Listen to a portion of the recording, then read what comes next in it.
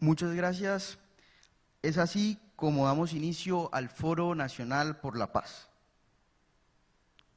Invitamos al doctor Jorge Robledo y al doctor Santiago Londoño a pasar al escenario.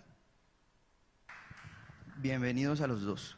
En este primer panel reflexionaremos sobre las tensiones entre lo social y lo económico en un eventual posconflicto. Para este momento nos acompaña el honorable senador Jorge Enrique Robledo Castillo, arquitecto de la Universidad de los Andes. Fue concejal de Soacha y profesor 26 años de la Universidad Nacional de Colombia. Hoy senador de la República por el Polo Democrático Alternativo, con la votación más alta en las pasadas elecciones. Ha escrito 13 libros, entre sus temas principales, economía, dinámica histórica y análisis político. Bienvenido, senador. Muchas gracias por estar con nosotros.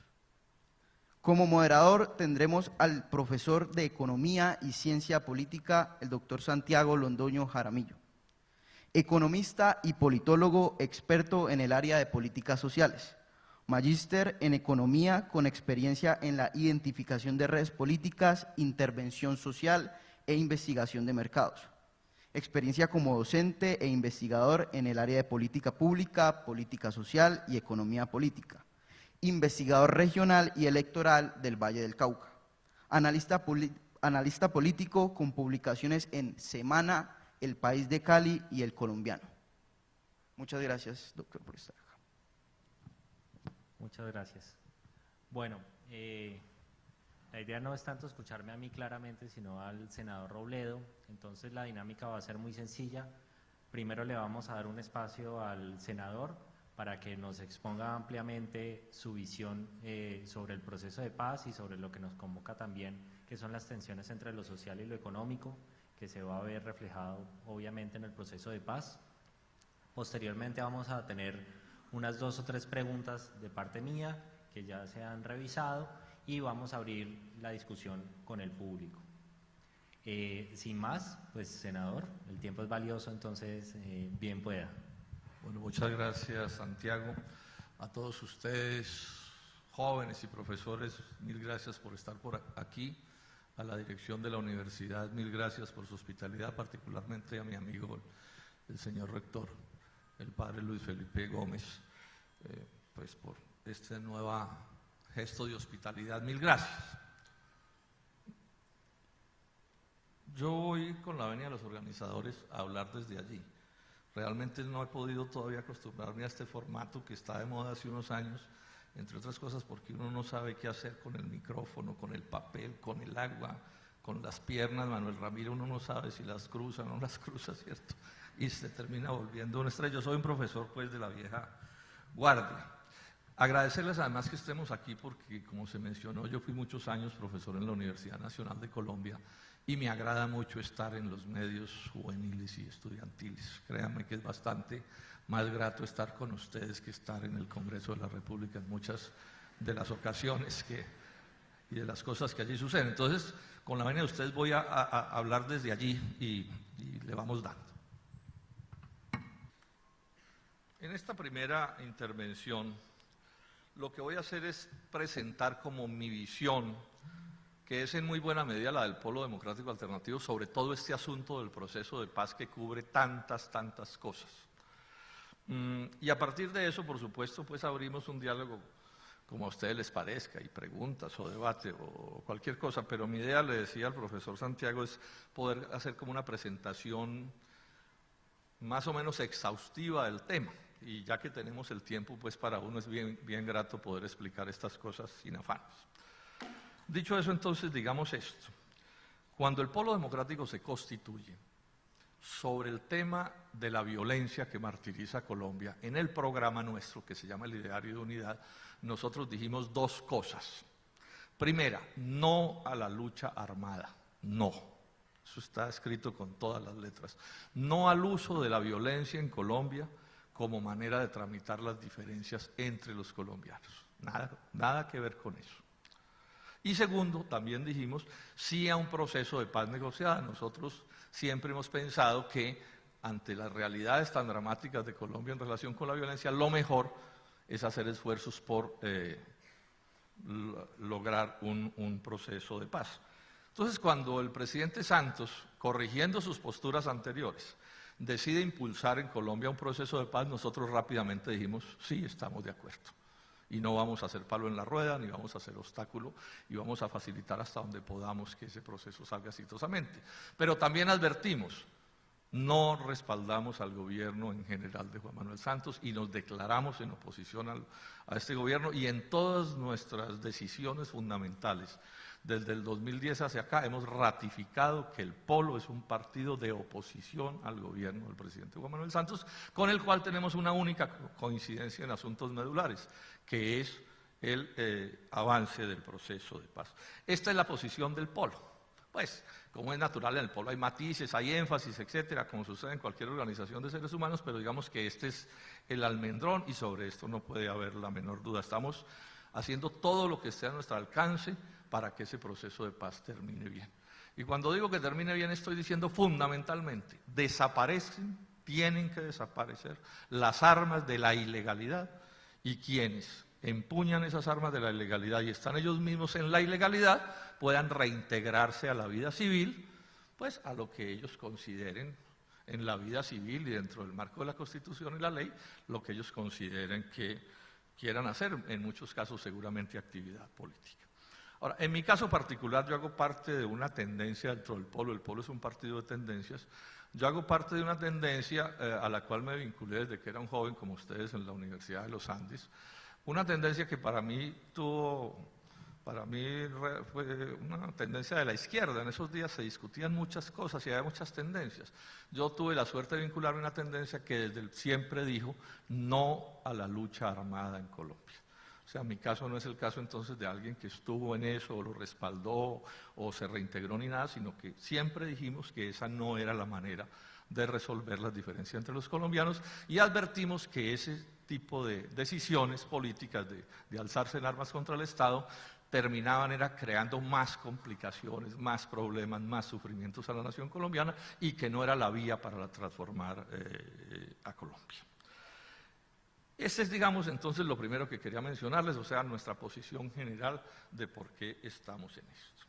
Voy entonces ahora a pasar a hacer una explicación que puede ser un poco académica, que ayude no tanto ni siquiera a convencerlos de que estén de acuerdo conmigo, sino a intentar dar un marco general de análisis, y dentro de eso pues yo expreso mis puntos de vista.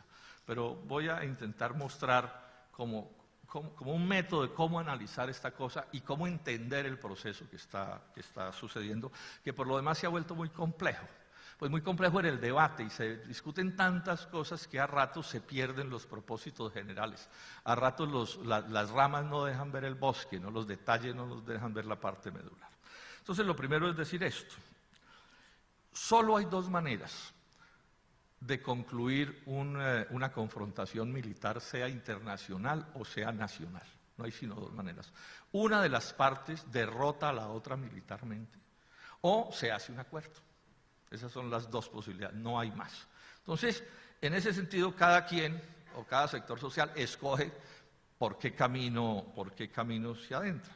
En el caso de Colombia es lo mismo. Aquí llevamos medio siglo bregando a resolver esta confrontación armada, y no se ha podido resolver. Ese es un hecho que es fácil de constatar. Ninguno de los dos sectores confrontados militarmente, o sea, el Estado y las FARC en este caso, y probablemente esto sea válido también para el ELN, ha podido derrotar militarmente al otro. Sobre esto se podrán decir muchas cosas, pero el hecho concreto es que llevamos medio siglo y esa violencia se mantiene como una tragedia, pienso yo, para la nación colombiana. Entonces, analicemos las cosas sobre la base de tomar la opción del proceso de paz. Alguien podría decir, no, a mí no me sirve esa opción, yo no creo sino en la guerra, y que el uno venza al otro y punto, y toma partido por el uno o por el otro, y ese es un camino, digamos, del análisis, y ese camino genera una serie de consecuencias analíticas y de posiciones y de coherencias.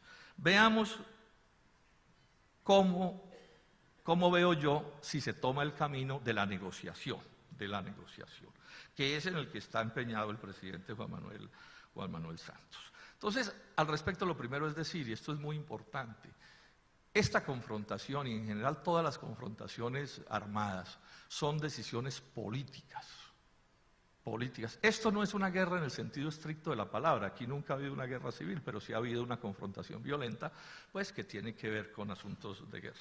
Clausewitz, que es probablemente el teórico más importante de la historia sobre asuntos de guerra y asuntos militares, él decía, la guerra es la continuación de la política por otros medios. O sea, la guerra es una manera de lograr lo que no se pudo lograr por la lucha política, digamos, de índole civil. Lo dice de una manera más sucinta, la guerra es un acto político, es un acto político. En algún momento, grupos sociales o económicos o países terminan confrontados militarmente como una decisión política. Y esto fue lo que a nuestro juicio sucedió hace 50 años cuando las FARC decidieron levantarse en armas contra el Estado. Por supuesto, en eso tenía que ver la pobreza, muchas otras cosas que son parte pues, de las decisiones de las personas, pero eso fue una decisión política. Ellos tomaron la decisión política de hacer eso con el propósito de transformar a Colombia, así lo anunciaron, y otros que también estábamos en la lucha por transformar a Colombia, tomamos la decisión política de no apelar a ese mecanismo en la lucha por transformar a Colombia. Entonces aquí nos vamos a otro punto. Terminar la guerra también es una decisión política. La forma del fin de cada guerra es también una decisión política.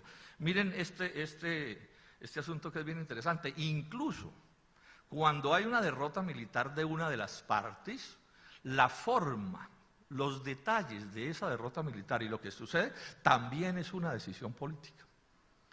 Voy a poner dos grandes ejemplos de la historia de la humanidad. Ustedes se acuerdan de la gran guerra entre Roma y Cartago. Al final, después de mucho tiempo, gana Roma. Y Roma lo que hizo fue arrasar a Cartago. Lo borraron del mapa, inclusive, dicen las historias, sembraron de sal las ruinas de Cartago. Esa es una manera de terminar una guerra. Bueno, la Segunda Guerra Mundial, pavorosa, 40 millones de muertos. Triunfan los aliados. Y en cierto sentido los aliados hubieran podido decir, bueno, sembremos de sal a Alemania y al Japón y a Italia, pues, o algo semejante. Inclusive en esos días se alcanzó a discutir de ruralizar a Alemania. O sea, como había habido la Primera Guerra y la Segunda Guerra de Ucrania, dijeron, no, con estos alemanes no se puede, ruralicemos eso para que nunca más puedan desafiar el mundo. Sin embargo, no fue esa la decisión que se tomó. Y es fácil observarlo, y esto es bien importante en esta historia. ¿Qué hicieron los aliados, y particularmente Estados Unidos, tanto con Alemania como con Japón? Son bien conocidos el juicio de Nuremberg, en el caso alemán, y lo que llaman el Tribunal de Tokio, en el caso de los japoneses. Y claro, de esto hemos oído mucho, y se han dicho muchas cosas, y la impresión que uno tiene es que allí le aplicaron la mano dura a los alemanes y a los japoneses, pero si uno mira con detalle, miren ustedes las cifras. En el juicio de Nuremberg hubo 12 condenados a muerte, y en el juicio de Tokio hubo 7. O sea, la Segunda Guerra Mundial, 40 millones de muertos. Los aliados habían aplastado a Alemania y a Japón, fue una rendición incondicional lo que les impusieron, habían podido hacer lo que se les diera la gana y tomaron, es evidente, la vía de una solución, de una salida política que no fue la de Cartago. Eso es que una decisión política. O sea, lo que hubo en cierto sentido, tanto en Alemania como en Japón, fue una absolución absolutamente descomunal de criminales de guerra. O sea, los asuntos, los crímenes de guerra, tanto de japoneses como alemanes, eso pues todavía nos impresionan muchísimo. Inclusive miren este detalle que es interesante.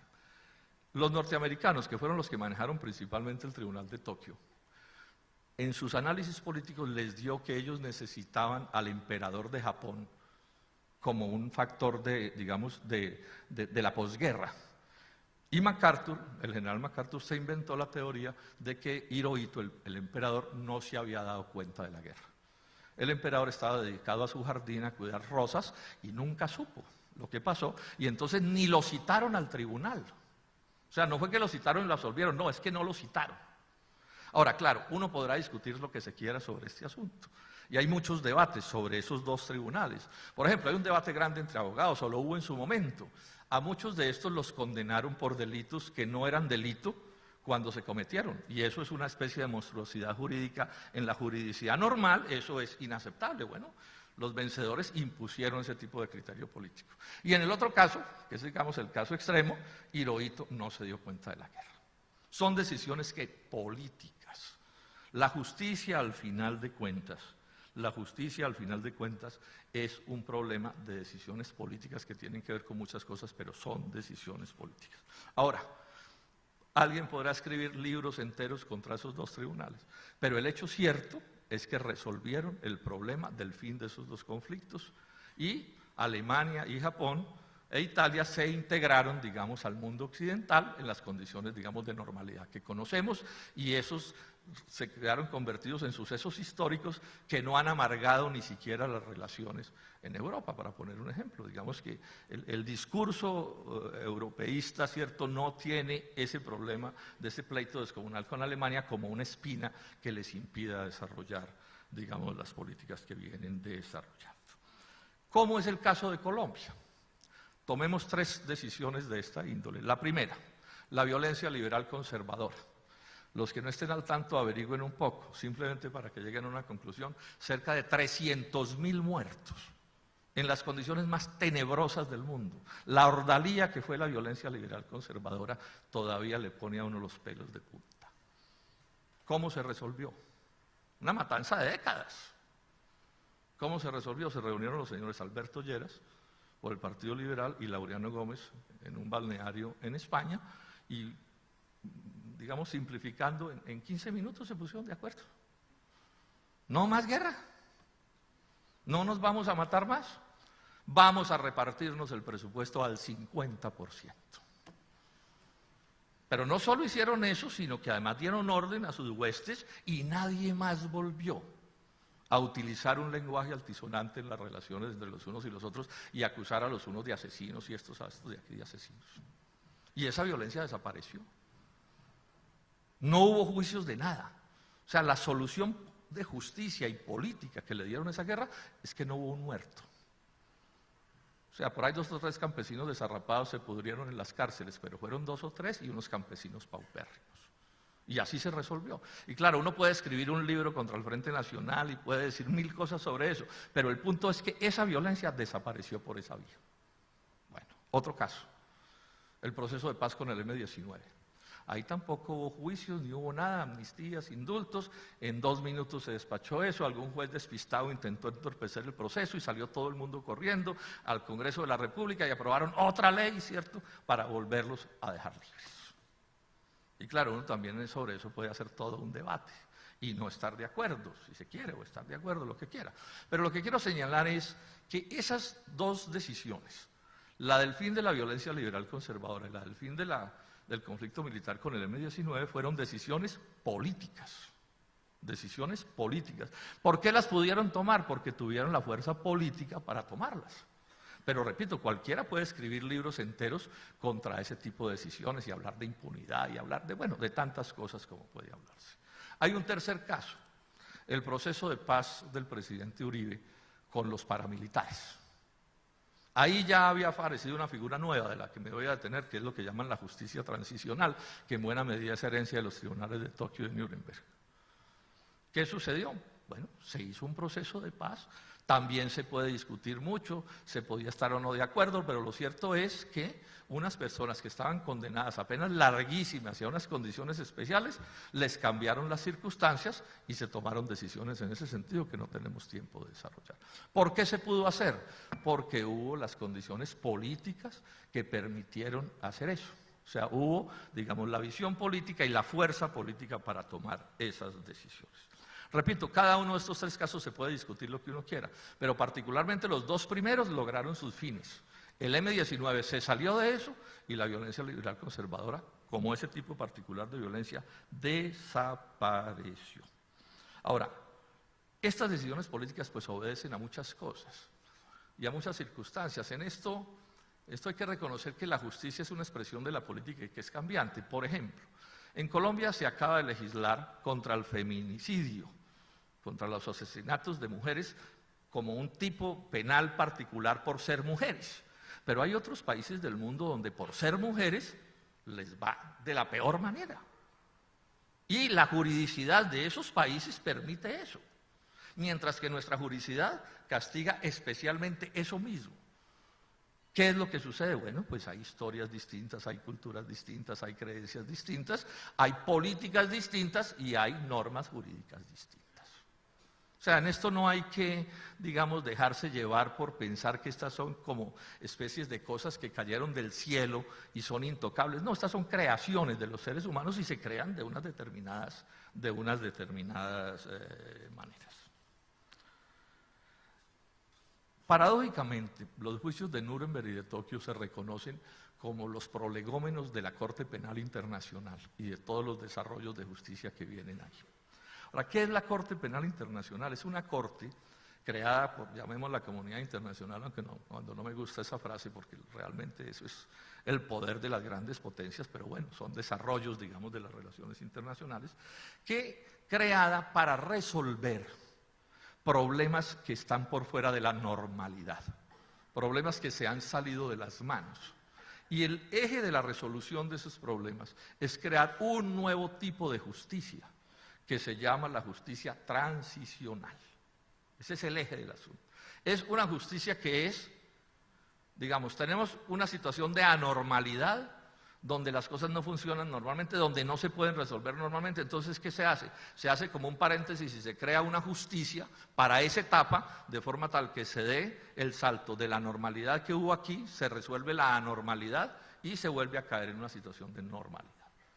Eso es lo que es la justicia transicional. O sea, es una decisión política para crear una justicia especial que permita resolver problemas que no se pudieron resolver de otra manera. Por ejemplo, suele aplicárseles a casos de dictaduras, de fines de dictaduras, que han creado una juridicidad especial y entonces hay que inventarse una cosa nueva. ¿Y qué se hace con los dictadores? Entonces, o en el caso de conflictos internos.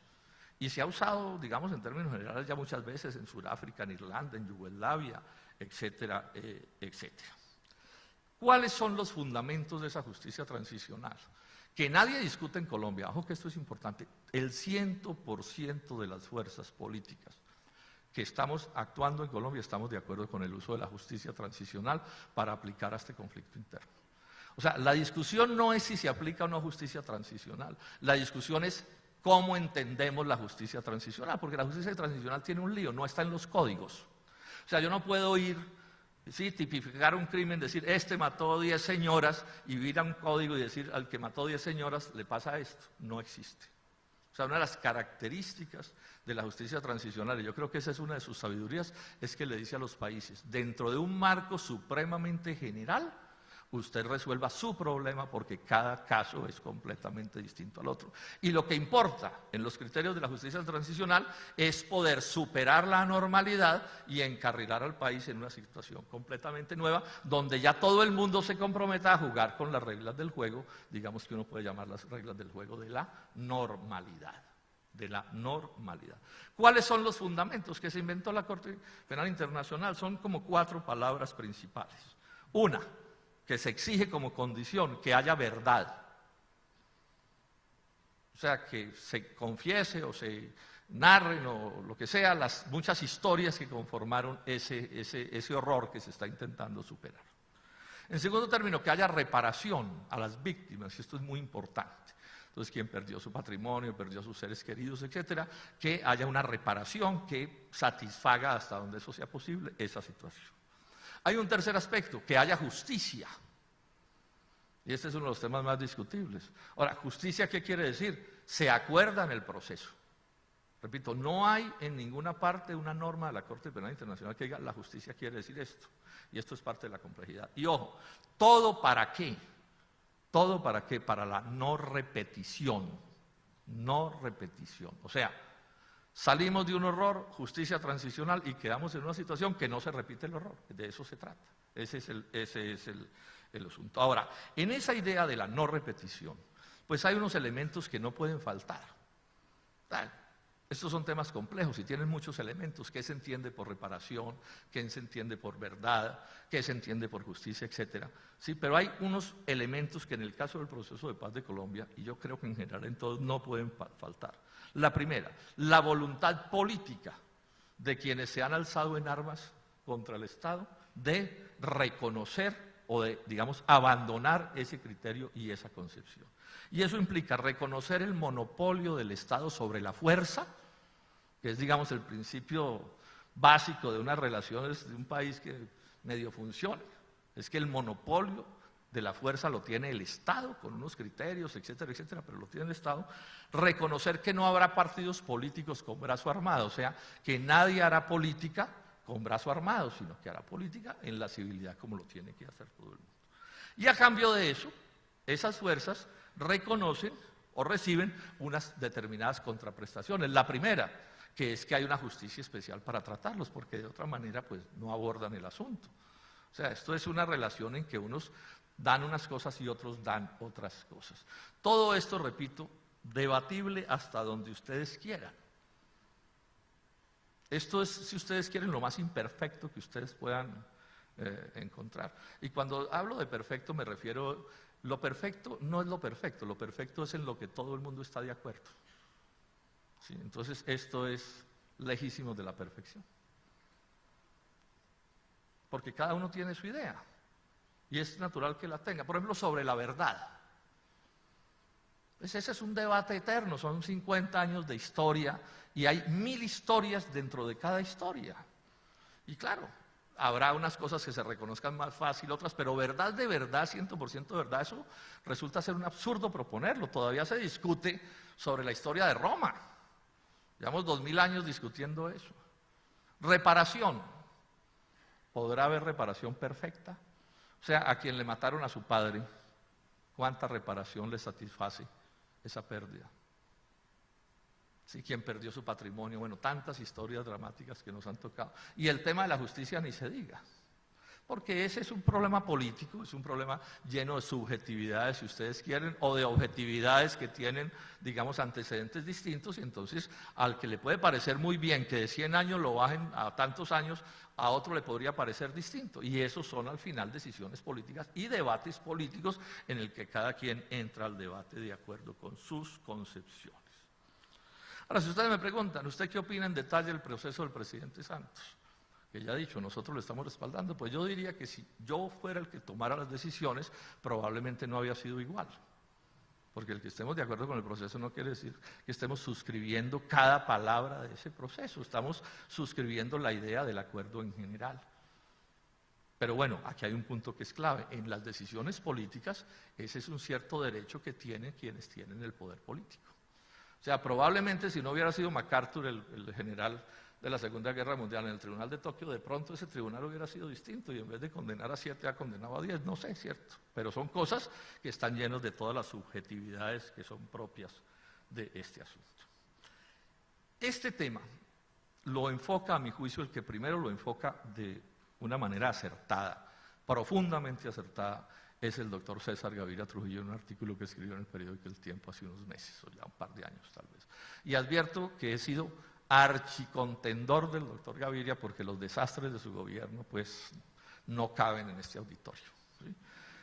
Pero eso no me puede a mí llevar a negar que el señor en ese artículo dijo cosas que son correctas. Primer cosa que dijo correcta. Uno, que lo que se decida en el proceso de paz no se pueda reversar. O sea, uno de los problemas más complicados de los procesos de paz es la sociedad hace un sacrificio inmenso, esto es un lío, quedan injusticias, bueno, todas las cosas, repito, que se pueden criticar, y de pronto que alguien le quite el cerrojo y la cosa se devuelva. O sea, se repita, se pierda la no repetición. A eso se refiere César Gaviria, y ha pasado. En esa en esa confrontación militar muy dura que hubo en Argentina entre el Estado, los militares y algunos grupos guerrilleros, tomaron decisiones mal tomadas sin apelar a la justicia transicional y estos criterios, y los militares se autoabsolvieron y después alguien los demandó y terminaron todos en la cárcel. O sea, el proceso no funcionó como ha debido funcionar, o como por lo menos se pensaba inicialmente, o pensaron algunos mejor. Lo segundo, y este es un punto crucial sobre el cual el país no ha hecho conciencia, lo plantea César Gaviria y quedó en el proceso, que ese acuerdo de paz se le aplique a todos los colombianos. La paz liberal conservadora, a nadie se le aplicó justicia, nada. En 2 minutos quedó absuelto todo el mundo. En el proceso de paz con el M-19, ¿qué pasó? Que los del M-19 salieron a la vida civil y los militares terminaron en la cárcel. Y esos son factores que hacen parte de este conflicto. Entonces, Gaviria, a mi juicio, con razón, dice no.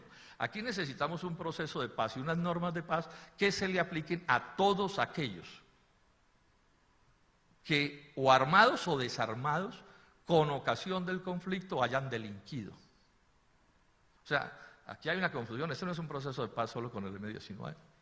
Perdón, con las FARC. Este es un proceso de paz con todos los que hayan delinquido con ocasión del conflicto. Alguien dirá, no, pero es que eso no vale la pena. No, yo les digo esto. Militares que están o condenados o en trance de serlo en relación con este conflicto, hay 23.000 en Colombia. 23.000. Bueno, a ellos también se les va a aplicar los criterios generales, no de una manera idéntica a como se les aplica a las FARC, pero sí, digamos, van a recibir un trato especial. Por ejemplo, sus procesos se van a revisar, una serie de cosas, todas tendientes a resolver este problema. Ahora, esto le genera un ruido y un debate especial al proceso, porque claro, hay quienes, por ejemplo, dicen, no, inaceptable, militar que haya delinquido, que la pague, porque el honor de la fuerza pública no se puede sacrificar, y no sé qué, y que se pudra en la cárcel. Bueno, esa es una idea respetable, sin duda, pero no es con esa idea que se está haciendo este proceso. Y cuando esto se introduce, esto le genera pues todo un debate inmenso. Creo que son como 75 los puntos que tienen que ver. Y bueno, y esto tiene que ver con otra cosa, los civiles también pueden terminar siendo beneficiados de este proceso. Y claro, eso es un debate inmenso, cómo se benefician, si se deben beneficiar, sí o no, pero bueno, están apuntando a que los civiles que delinquieron con ocasión del conflicto puedan salirse del asunto y, repito, pasar a una nueva realidad. Y lo tercero que dice Gaviria, que yo creo que es muy importante, y es que los vínculos a las relaciones de Colombia con la comunidad internacional, particularmente con la Corte Penal Internacional, no nos pueden llevar a perder el derecho soberano a decidir. O sea, en general ninguna nación debe permitir que otras naciones decidan por ella, pero en este caso menos. Estamos bregando a salir de una matanza de medio siglo, de todos esos horrores. Y entonces que aquí aparece alguien, un extranjero, y nos dice que tiene que ser así, si no es así, entonces no se puede resolver. Yo no comparto esa idea. Porque estamos, repito, bregando a resolver un problema extremadamente complicado. Entonces yo en general he respaldado el proceso. Ahora, no quiero decir que comparta, repito, cada letra que haya ahí. Y digo una cosa, si lo que hay acordado hay que ajustarlo, pues que se ajuste. Y ese es parte del debate que tiene que haber. Bueno.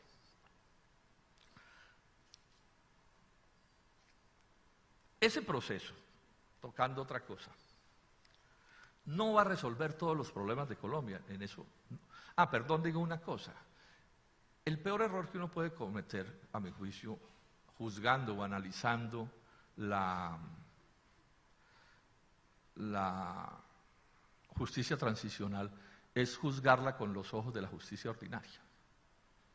Eso es un tipo especial de justicia. O sea, yo no puedo ser un entusiasta de la música clásica aquí en Cali o en Bogotá, y me voy para el Festival Vallenato y me siento a ver el Festival Vallenato y lo primero que digo, bueno, ¿y esos tipos por qué no están de frac? ¿Cierto? ¿Y por qué son tan poquitos? ¿Sí? ¿Y por qué cantan tanto? No, yo tengo que ponerme en modo de vallenato, o mejor no voy. Y aquí nos pasa con lo mismo con la justicia transicional. Hay que ponerse en modo de justicia transicional o no se puede hacer. Son dos cosas de naturaleza diferente. Ahora, ¿esto va a arreglar todos los problemas de Colombia? Por supuesto que no va a arreglar todos los problemas de Colombia. De esa nube hay que bajarse, eso no es cierto. ¿Esto qué es lo que nos va a arreglar? Eliminar ese factor de violencia, ese y solo ese. Las violencias del narcotráfico, la delincuencia común, de otras organizaciones, ahí van a seguir. Entonces hay gente que dice, no, pero entonces no vale la pena. Yo creo que sí vale la pena. Así no se transforme a Colombia. Y así solo se resuelve ese problema, eso vale la pena.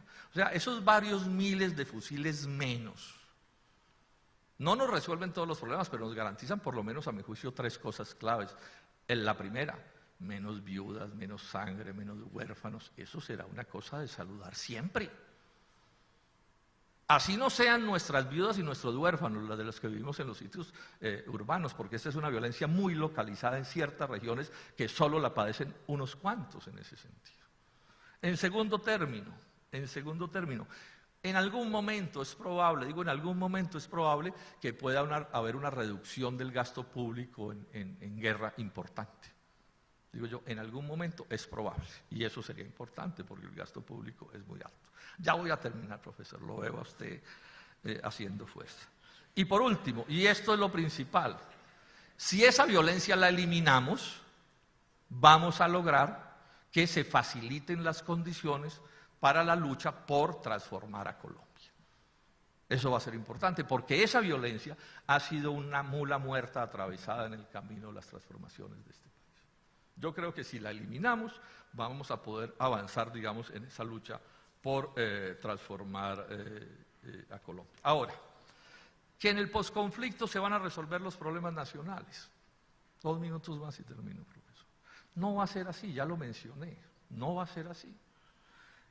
Lo que se va a resolver aquí de verdad es el problema de desarmar a las FARC y de su reintegro a la vida civil. Eso se puede resolver de verdad. Ahora, ¿cuánto más podrá suceder? Ojalá pueda suceder algo más de tipo positivo, pero yo no soy muy optimista en eso. Tengo que decirlo con claridad. Además, por esta razón sencilla. El pacto que se logre en La Habana al final tendrá que ser el pacto que acepte Juan Manuel Santos. Él tiene poder de veto sobre ese acuerdo como lo tienen las FARC. Entonces yo no me puedo imaginar que Juan Manuel Santos vaya a firmar ningún pacto que arregle los problemas nacionales. Es que él es parte fundamental del problema.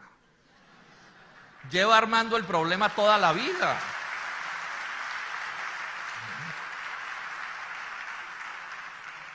Ha estado en todos los peores gobiernos de la historia de Colombia.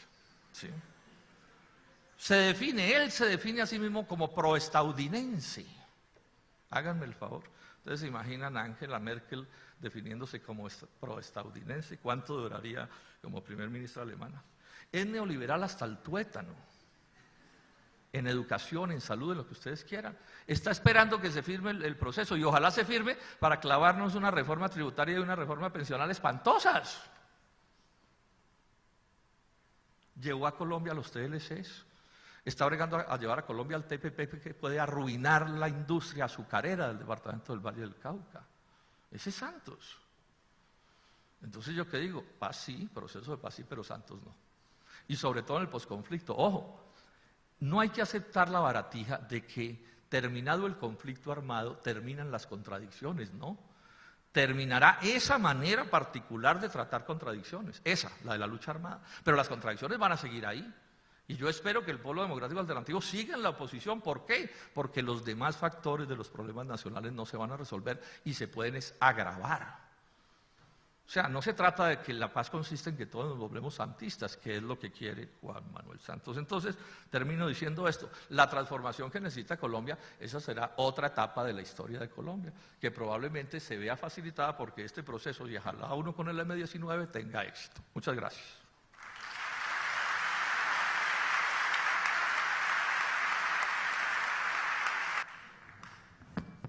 Bueno, muchas gracias, senador.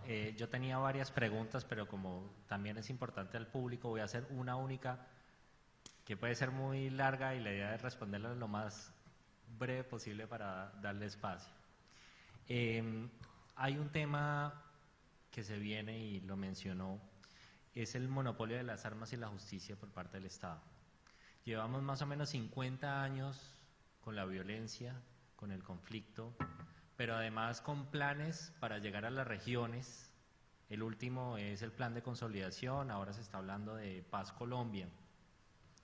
De hecho ya se está empezando a acuñar un nuevo término que son las FARC-CRIM, que es como el equivalente a las BACRIM, pues posterior a, teniendo la realidad que seguramente no todos los personajes de las FARC, si se da el proceso, se van a reintegrar. ¿Usted cómo ve ese proceso por parte del Estado y de Colombia para poder llegar a solucionar todas esas problemáticas sociales que vienen detrás de llegar a las regiones, pues no sé, con estos planes, Paz Colombia, plan de consolidación u otro tipo de visiones?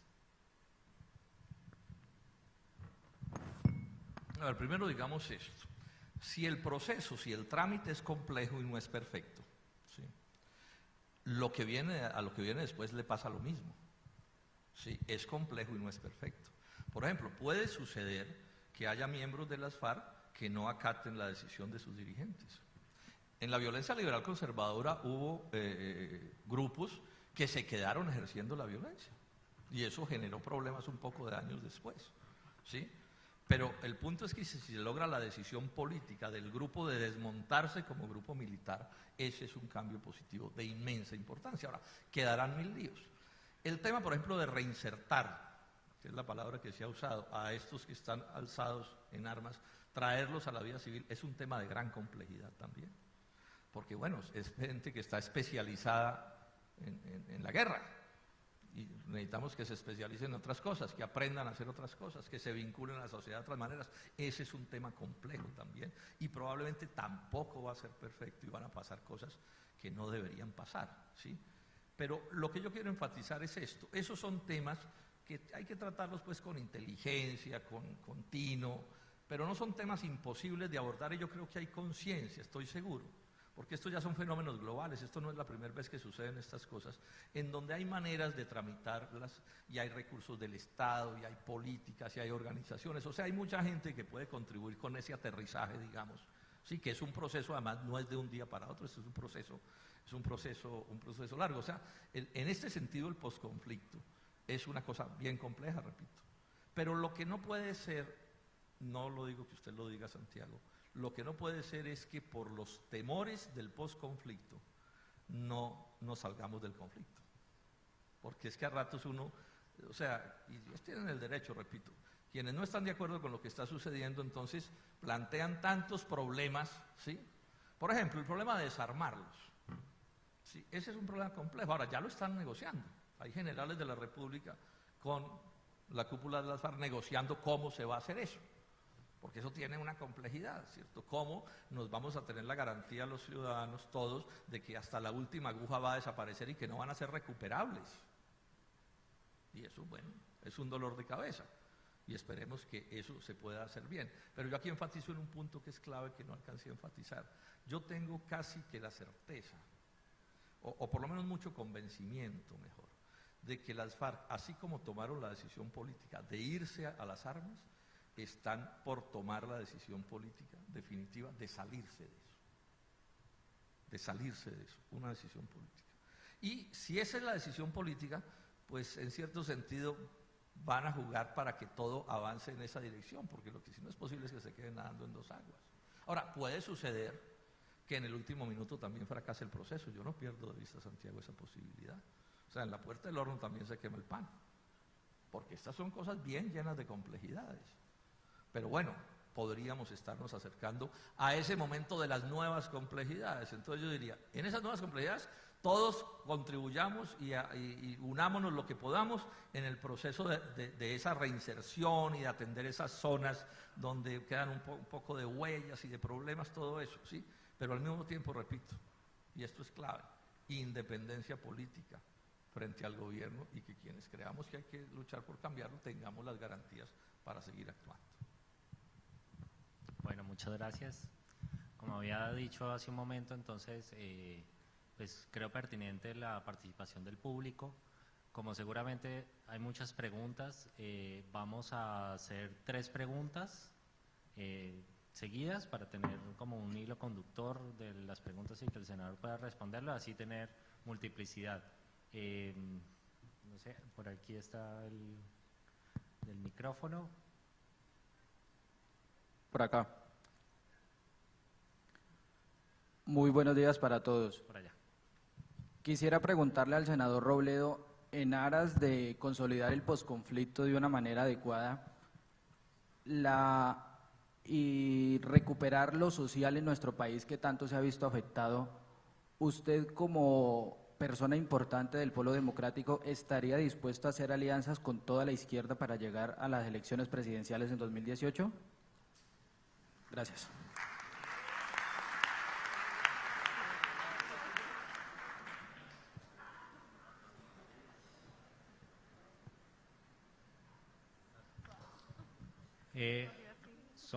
Vamos a hacer 3 preguntas. No sé dónde está el siguiente. Acá al frente. Senador Robledo, mi pregunta va porque uno siempre ha visto la misma tonalidad de las FARC durante el proceso del Caguán y este proceso. La combinación de todas las formas de lucha siempre ha sido un tema de ellos. Ellos incluso lo han mostrado en La Guajira y se lo han mostrado al gobierno y al pueblo colombiano, que ellos están en un proceso de paz, se van a vincular y van a desmovilizar unos hombres, pero van a combinar todas las formas. Y lo han hecho en organizaciones ONGs, lo han hecho a través de partidos políticos, lo han hecho. Si los paramilitares y el narcotráfico contaminó todo el Estado colombiano, las FARC con más de 60 años en el poder, con empresas y todo el poder del narcotráfico, lo pueden seguir haciendo. Y eso es lo que a mí me preocupa y lo que le preocupa a la mitad de los colombianos, que no hay un verdadero arrepentimiento ni un verdadero proceso de ellos desmovilizarse. Ellos hablan de dejación de armas, jamás han dicho que las van a dejar. Y lo estamos viendo en Conejo, lo estamos viendo con todos los delegados de las FARC que siguen haciendo política con armas, que siguen armando sus milicias, que en muchas universidades del país sigue estando el mismo diálogo y el mismo tono. ¿Por qué creer que con un proceso, con todas las fallas que tiene, como usted los ha enumerado, vaya a pasar algo diferente, cuando la voluntad de ellos siempre ha estado en combinar todas las formas de lucha? ¿Qué lo hace pensar a usted diferente en que sí lo van a dejar y que no es una pantomima para entregarse algunas cosas? ¿Y qué pasa con las fortunas de las FARC? ¿Por qué ellos no las entregan? ¿Y por qué desde la izquierda no hay ninguna voz que diga a todas las organizaciones criminales de izquierda? Por favor, cerremos la idea, que la idea es que el senador nos pueda responder. Que entreguen las grandes fortunas que tienen. Listo, quedaría una última pregunta para esta tanda. Acá, senador. Senador, yo soy María Teresa Arizabaleta, de la Ruta Pacífica de las Mujeres, coordino el Valle del Cauca. A nosotras nos preocupa, mire, nosotras también tenemos gente que piensa, de golpe en ese mundo de mujeres hay unas que dicen viva el rey todavía, pero también muchas no somos santistas. Por ejemplo, para mí él no es santo de mi devoción, pero me preocupa muchísimo que van a hacer una movilización contra Santos. Dicen que contra Santos el 2 de abril. No creo. Lo que hay detrás de eso es contra la solución del conflicto. ¿Qué pensamos hacer los que creemos en que hay que salir de este conflicto y que además no es santo de nuestra devoción?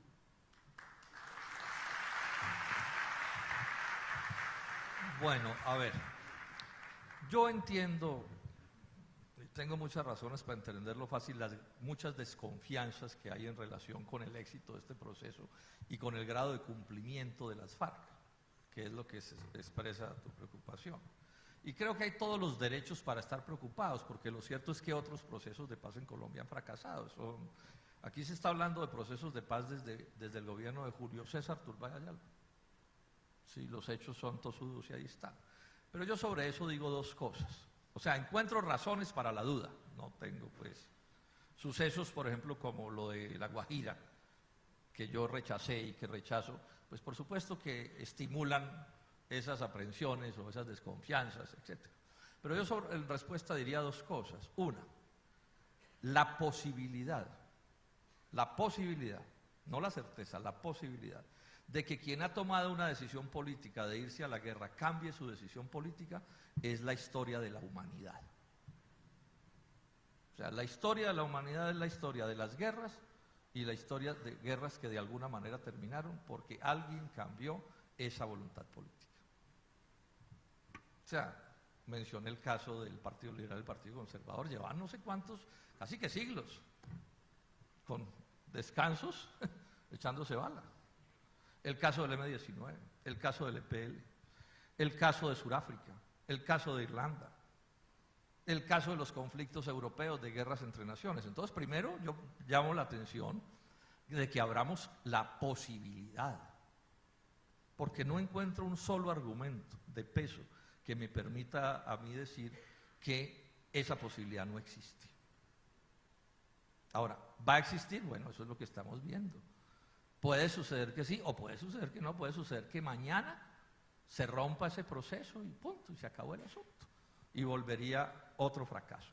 Pero abramos la posibilidad, porque si negamos la posibilidad, primero yo creo que es ahistórico negarlo, y segundo pues se vuelve imposible la conversación, porque ¿cómo se hace? Yo he oído decir a gente que dice, no, es que ahora sí, pero que entonces dentro de 5 años no sé qué, como no quedó bien hecho el proceso, entonces dentro de 5 años estallará otra violencia. Yo digo, pues sí, ojalá que no, pero yo realmente no sé. O sea, ¿quién adivina el futuro? O sea, estamos resolviendo este problema. Lo otro que hay que tener en cuenta es esto. Ellos no han tomado la decisión política de abandonar la lucha armada. Y es verdad que ellos tienen como doctrina la combinación de todas las formas de lucha, las legales y las ilegales. Eso es verdad. Eso está reconocido en la historia de Colombia. Pero el proceso de lo que se trata es que cambien esa idea, que lleguen a la conclusión de que no van a combinar todas las formas de lucha en el sentido de las ilegales y las legales, sino que solo van a apelar a las legales. Y eso puede suceder. Puede suceder, entre otras cosas, porque sus propias particularidades los pueden inducir en esa dirección. O sea, las personas y las naciones y los pueblos y los sectores cambian de puntos de vista. Unos habrá que no, pero otros habrá que sí. Y la posibilidad, repito, hay que reconocerla. Ahora, cosas como lo de La Guajira, pues sí, eso no se ha debido hacer. Pero aquí hay otros hechos que hay que tener en cuenta, que no son de menor cuantía. ¿Cuántos meses van de una tregua unilateral que nos ha ahorrado un número inmenso de muertos? Ahora, no es que no haya pasado nada durante la tregua, no, han pasado cosas que no deberían pasar dentro de la tregua, pero aquí hay un hecho grueso. O sea, la disminución de la violencia es un hecho comprobable matemáticamente. 2, están negociando con generales de la República cómo es que van a desaparecer las armas. Uno debería suponer que los generales de la Fuerza Pública Colombiana van a lograr un acuerdo que nos dé garantías de que esas armas literalmente van a desaparecer. Ahora, que eso se llame dejación, entrega, etcétera. Claro, aquí hay unos debates políticos y entonces las palabras adquieren unas cargas inmensas, pero a mí particularmente lo que me interesa es que hasta la última aguja desaparezca. Están ya discutiendo sobre zonas de concentración. Y eso es otro debate inmenso, porque claro, mucha gente se opone a que la zona de concentración sea en su sitio. Pero la verdad es que estos procesos, repito, es que hay que ponerse en modo de proceso de paz. O sea, uno no puede pasar de una confrontación armada a la paz y al desaparecimiento de las armas sin un periodo de transición. No es posible. O sea, es que aquí no hay solución. El mundo debería ser como eran las películas de dibujos animados. ¿Ustedes sí se acuerdan? Que cuando reinaban los malos todo era en tonos de negro y grises. Y aparecía por un lado de la pantalla una varita mágica y tocaba la pantalla y todo se empezaba a llenar de colores. Pero la vida no es así. O sea, esta desgracia de 50 años no ha sido una pesadilla. No fue que nos lo soñamos, no, es una realidad. Y salir de esa realidad es una cosa supremamente compleja. Y en eso es en lo que estamos. Ahora, eso puede fracasar al final. Pero también, repito, abre la posibilidad de que se supere. Yo he sido relativamente optimista. Uno en esto, como nos ha pasado a todos, uno a veces va del optimismo al pesimismo porque suceden cosas y se dicen cosas que es cierto. Pero yo he tenido un cierto optimismo desde el primer día. Si ustedes leen el primer documento de este acuerdo, ese es un documento en donde, digamos, lo que se plantea allí, lo que suscriben las dos partes, le permite a quienes están en el poder llegar a un acuerdo. Porque no es, digamos, una cosa, digamos, imposible de otorgar por parte del Estado y de quienes están gobernando. Eso ha estado siempre presente allí. Y si uno lee los acuerdos con atención, digamos que eso. Y ese es un cambio político de unos alcances inmensos. O sea, si ustedes comparan lo que decían las FARC en el proceso del Caguán y lo que dicen ahora, son cosas completamente distintas. Sí, profesor. Lo del 18. Bueno, eso no es muy del tema, pero bueno, voy a decir algo. Yo creo que lo que Colombia necesita en este proceso nuevo, en esta etapa nueva que se viene, no es volvernos santistas, ni decir que se acabaron las contradicciones y que es que todos somos hermanos y ahora todos nos abrazamos y todos estamos de acuerdo. No, eso es paja. ¿Sí? ¿no? Ellos están en lo de ellos y no van a cambiar su posición. Y los gringos están en lo de ellos y no van a cambiar su posición, y hay unos que tenemos otra. Ahora, ¿qué hay que hacer a mi juicio para transformar a Colombia? Que es un poco la pregunta del 2018. Yo diría que aquí no hay que plantear la idea de unir a algún sector de la sociedad colombiana, sino que hay que unir a toda la sociedad colombiana en torno a un programa, o a toda o a casi toda. Entonces yo creo que aquí hay que proponer una inmensa convergencia nacional, donde estén las fuerzas alternativas, donde puedan estar las fuerzas de la izquierda, con el nombre que se les quiera poner, o sea, los que hemos luchado todavía contra el establecimiento y la tradición liberal conservadora, pero además deben poder estar el resto de los colombianos. Yo entre más recorro a Colombia, más descubro mis grandes coincidencias con gentes que militan en otros partidos políticos, pero con quienes coincido en muchas cosas. Yo creo que es ahí donde hay que trabajar. O sea, derrotar a los Juan Manueles, que es una palabreja que me inventé en estos días para facilitar las cosas, exige unificar a una porción inmensa de colombianos. Hay que unificar por lo menos a 9 millones de colombianos. Y eso nos exige, en lo social, que quepan en ese proyecto los trabajadores rasos, los indígenas, los campesinos, los obreros, que quepan todas las clases medias que están siendo apaleadas por este modelo económico neoliberal, y que quepa el empresariado que quiera participar en la construcción de una nueva Colombia. Y enfatizo este último punto. O sea, sacar a Colombia sin empresas, eso es un absurdo. Y si hay empresas, pues tiene que haber empresarios. Entonces aquí hay que montar una cosa súper amplia en torno a un programa democrático de transformaciones que no incluye acabar con la propiedad privada ni estatizar la economía, porque si no, no es posible unificar todo lo que necesitamos unificar. Y en lo político, si en lo social es así de amplio, en lo político, bienvenido he estado yo diciendo el pueblo liberal, conservador, de la U, de Cambio Radical, del Centro Democrático, de lo que sea, de las fuerzas alternativas, de lo que sea. Bienvenidos a este proyecto, con una advertencia. Me refiero a la gente. O sea, no les voy a montar la pesadilla de llegar a aterrizar aquí un día con don Germán Vargas Lleras, eso no se preocupen, que eso no va a pasar. Porque he empezado por decir que las contradicciones existen, lo que pasa es que hay que ver cómo las tramitamos. Pero yo pienso es en un proyecto de esa descomunal amplitud, o sea, un proyecto tan amplio en lo unitario que nunca en Colombia se haya soñado siquiera. De otra manera no es posible derrotarlos, de otra manera no es posible adelantar la transformación que necesita Colombia. Gracias, senador. Bueno, estamos ya finalizando, vamos a la última tanda, las últimas 3 preguntas, seguramente se nos van a quedar algunas por fuera, con tantas personas creo que es pues natural. El micrófono, acá ya tiene la primera pregunta. Nosotros, desde la Patria Boba hasta hoy, llevamos 90 guerras, 89 posconflictos. Y vemos que Álvaro Uribe Vélez y el doctor Santos son iguales, son los burgueses, son los que han mantenido excluidos a toda la sociedad en todo. Pero este marcó una diferencia, la paz, entrar a negociar. Si no hay el plebiscito, doctor Robledo, ¿cuál es la otra vía que hay para llegar a ese acuerdo con La Habana? Plebiscito, si no existe, porque creo que no va a llegar a eso.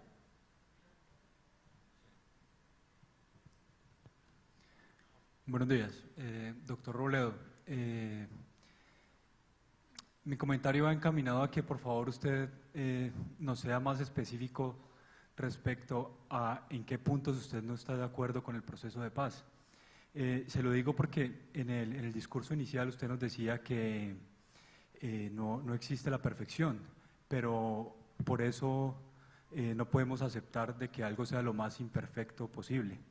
Entonces, en vista de que en la encuesta Gallup se muestra que la gran mayoría de los colombianos no se sienten en confianza con el proceso que se está llevando en La Habana. Y no lo digo porque algunos estén de acuerdo con la paz y otros no. Por favor, cerremos rápido la idea que estamos cortos de tiempo. Claro, un minuto, por favor. Lo digo porque muchas personas como yo estamos de acuerdo que se haga el proceso de paz, pero hay unos puntos donde se debe garantizar la confianza y ¿cómo decirlo?, la voluntad del pueblo colombiano.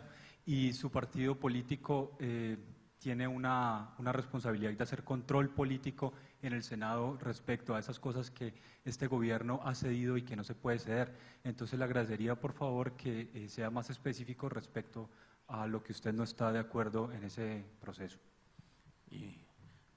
Yo me refería en general en gracia de discusión, a ver si lo ilustro de esta manera. Todos ustedes estudian aquí. Senador, qué pena, nos falta una pregunta. ¿Ah, sí? Quedamos Senador, en 3 para las reglas de juego para que seamos senador, claros la con el pregunta tema. que queríamos hacerle es, ¿cuál es su, bien corta, cuál es su opinión de la importancia que tiene la unidad para las víctimas en el proceso de paz que se está gestando en Colombia actualmente?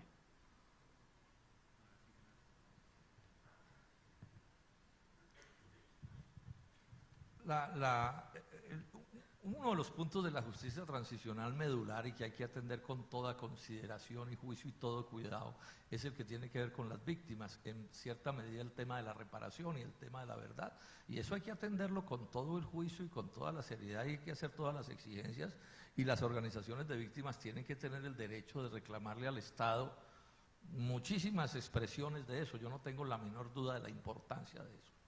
O sea, ya bastante problema es haber sido víctimas de esta tragedia de medio siglo para que además ni siquiera se les escuche con la debida atención. Entonces, digamos que ahí hay que trabajar muchísimo y que quien más deben trabajar son las organizaciones de las víctimas, que se representan a sí mismas mejor que nadie, y por supuesto esta es una exigencia muy montada frente al gobierno nacional, que es el que puede satisfacerles hasta donde sea posible sus reclamos. O sea, eso es de gran importancia y hay que atenderlo con toda la seriedad. O sea, cuando yo digo que el proceso no es perfecto, no crean que estoy menospreciando cada uno de sus avances. Lo que pasa es que estoy un poco como combando el palo para poner el énfasis donde yo creo que hay que ponerse. Y lo mismo sucede con lo que yo decía, que el proceso no es perfecto y que hay cosas que han sucedido allí que si de mí dependiera de pronto habían sido distintas, digo yo de pronto incluso, ¿sí? Pero es un caso que esto es práctico y es fácil de mirar, ¿sí?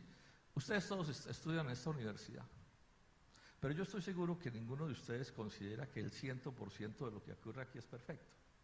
Seguramente unos dirán, no, hombre, una cosa, otra cosa, etc. Sin embargo, esta es su universidad y la quieren y la defienden y están contentos de estar aquí, y el día en que se gradúen la van a defender, etc. Esa es un poco a lo que yo me refiero, ¿sí? Porque es que, o sea, pretender que todo lo que ocurra en el mundo, que no sea exactamente lo que yo pienso, está mal, pues eso no tiene sentido. O sea, suceden miles de cosas con las que yo estoy de acuerdo y que respaldo, pero que si alguien me diera la posibilidad de hacerle algún cambio, probablemente se las haría. Uno tiene que mirar los aspectos fundamentales de las cosas. Entonces hay quienes consideran que ese proceso es fundamentalmente negativo, tienen todo el derecho. Yo creo que ese proceso, con todas las cosas que se le puedan glosar y discutir, es fundamentalmente positivo, y he dado un argumento: vamos a desarmar ese factor de violencia. Alguien dirá, no, pero es que eso no es suficiente, yo creo que no vale la pena, que eso es muy poco. Bueno, ese es un punto de vista, ¿sí? Yo estoy dando argumentos en el otro punto de vista, es que sí creo que vale la pena, así las otras cosas no sean perfectas, entre otras cosas, porque objetivamente hablando no es posible alcanzar la perfección en el sentido absoluto del término, y la relativicé en el sentido en que todos estemos de acuerdo. ¿Ustedes sí creen que todas las víctimas de la Segunda Guerra Mundial, los familiares de los 40 millones de muertos de la Segunda Guerra Mundial, pueden sentirse que se les resolvió su problema de manera absoluta en los tribunales de Nuremberg y de Tokio? ¿No? Sí, entonces es a eso a lo que me refiero. Entonces, para mí carece de sentido ponerme yo a decir, no, es que esta cosa no, porque yo estoy a favor del proceso, ¿sí? Y el proceso se va avanzando. Ahora, cuando esto llegue al Senado, pues las leyes que lleguen, pues yo en ese momento algo podré decir, y seguramente no va a decidir tampoco, porque no somos la mayoría. Lo otro es esto, el tercer aspecto, ¿no? El tema del plebiscito. Bueno, yo espero que las cosas como las he planteado hayan dejado claro que yo estoy a favor, y el Polo está a favor de ese proceso, ¿sí? Y en ese sentido votamos positivamente el plebiscito, el que se realice el plebiscito. Sobre eso, ¿qué digo? No es obligatorio hacer ese plebiscito, ni ninguna forma de consulta. Todos los juristas, yo soy arquitecto, pero todos los juristas coinciden en decir que si no hay refrendación política, de todos modos el proceso puede avanzar y finiquitarse. O sea que el plebiscito podría o no podría haber. ¿Qué fue lo que sucedió? Que Juan Manuel Santos, desde que planteó esto, le dijo al país que él iba a consultar. Entonces se está en ese proceso. Pero podría suceder que la Corte Constitucional, por ejemplo, no convocara el plebiscito, pues, o dijera que es inconstitucional o lo que sea.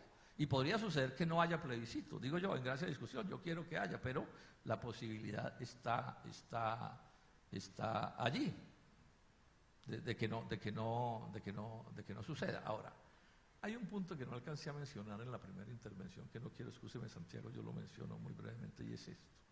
Yo creo que el problema grave que tiene este proceso, que es el que lo tiene en el enredo en que lo tiene, es que nunca se pudo construir un acuerdo político en torno al proceso. O sea, el Frente Nacional tuvo éxito porque hubo un acuerdo político. La paz con el M-19 tuvo éxito porque hubo un acuerdo político. Lo de los paramilitares, en cierto sentido, hubo un acuerdo político también, o por lo menos fue muy grande la fuerza que estaba a favor. ¿Cuál es el lío que tenemos aquí? Es que aquí las fuerzas que son contrarias a este proceso son fuertes. Y entonces se ha generado una situación que es muy compleja y que hace muy difícil porque todo se discute, claro. Cuando usted decide hacerle oposición a algo, usted le hace oposición a todo. Eso es de la vida, así funcionan las cosas. Entonces, ese es el lío más grave que tenemos. Y yo no veo que eso sea soluble, francamente. Yo no encuentro cómo en este momento las fuerzas que están opuestas mañana van a decir que sí están de acuerdo. Entonces, esto me lleva a mí a una situación que para mí es hoy mi principal preocupación. Esos procesos de paz anteriores de los que yo he hablado han tenido un secreto todos para su éxito final, y es que hubo una voluntad de desarme de los espíritus de quienes hicieron los acuerdos. El caso de la violencia liberal conservadora es el mejor. Hicieron el acuerdo y nadie volvió a gritarle asesino al otro, ni no sé qué, ni si se más. No, hubo un pacto de desarmar los espíritus y de debatir de otra manera y de tramitar las cosas de otra manera. Sin eso no se puede. Y esa es mi preocupación, que vamos en un grado de agudización de esa contradicción, y me preocupa mucho que el plebiscito pueda exacerbar los ánimos. Yo le tengo mucha preocupación al tono con el cual se desarrolle el debate del sí o el no en torno a ese plebiscito. Porque las palabras lanzadas son como las flechas, no hay cómo recogerlas. Y entonces aquí hay un punto que estoy planteando hacia adelante sobre todo. Supongamos que mañana el gobierno nacional logra sacar adelante su idea del proceso de paz y se hacen los acuerdos y las armas desaparecen y ta. ¿Qué sigue? 20 o 30 años de una discusión amarga, debiendo haber quién rompe el proceso con uno u otro criterio, quién mete a la cárcel a este y este cómo mete a la cárcel al otro. ¿Eso es lo que nos espera? Yo espero que la sociedad colombiana tenga la sensatez suficiente para entender que una vez tomadas las decisiones son las decisiones y que habrá que ver cómo se desmontan, cómo se desarman los espíritus, porque si no, esto puede conducir a cosas que realmente, yo no sabía que eso era para mí, ¿sí? Porque o si no, esto puede lograrse el éxito del proceso de paz, pueden desaparecer las armas, puede haber una renuncia política de las FARC a seguir en la lucha armada, pueden cumplirse todos los requisitos mínimos y puede terminar sucediendo que aparezcan otras manifestaciones que nos amarguen la existencia de los colombianos. Sobre esto les dejo una reflexión a todos. Porque, ojo, este es un problema clave de Colombia, pero no nos puede obnubilar y negar la existencia de otros problemas gravísimos que no se tratan, o que le aplauden sus políticas al gobierno del presidente Juan Manuel Santos. La crisis de la economía colombiana es pavorosa y es causa de un modelo económico que está implantado aquí hace 25 años. Y una de las tragedias de esta violencia es que nos ha impedido discutir una serie de problemas medulares de la vida nacional. Y desde el gobierno de Turbay Ayala, el eje del debate político es este problema de la violencia. O sea, llevamos más de 30 años con este tema monopolizando el debate público, y mientras tanto nos destruyen a Colombia. Y mientras tanto acaban con la industria, acaban con el agro, empobrecen a este país, le arrebatan su soberanía nacional. Luego, esto también lo dejo como una reflexión. Es importante que superemos este asunto, porque hay otros temas que reclaman la atención nacional. Bueno, senador.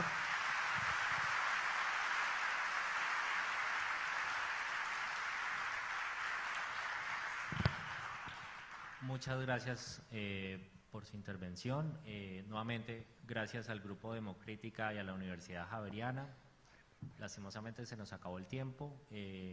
Gracias al público por todas las preguntas. Como saben, seguimos con el siguiente panelista, que ya lo van a introducir y a llamar. Y reitero mis gracias al senador Robledo por esta amplia exposición. ¿Sí? ¿Ya despejaron? Bueno, ahorita muchas gracias al senador Robledo por estar con nosotros. Es un gusto para la Javeriana tener esta conversación con él y que siga construyendo la paz desde las instituciones.